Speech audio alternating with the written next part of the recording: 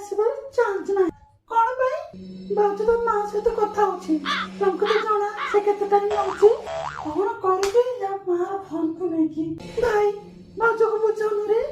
କଣ ବୁଝାଉଛି ସେ? ମାଇପ ତଳିଆ ଏବେ ହେଇଗଲା ନା ବାହାଘର ହେଇକି 3 ମାସ, ବାର ବାର ତା ମାକୁ ଫୋନ କରୁଛି। ମାନେ ତମର ମତେ ବହୁତ ଭଲ ଅଛି, ତାକୁ ପୁରା ମୁଣ୍ଡ ଉପରେ ଚଢେଇ ରଖିଛୁ। ତତେ କମ ନୁହଁ, ତତେ ତାଠୁ ମୁଣ୍ଡ ଉପରେ ବେଶୀ ଚଢେଇକି ରଖିଛି। ଚୁପ ରହ ତୁ। କ୍ଷମା କରିବେ, ଟିକେ ଲେଟ୍ ହେଇଗଲା।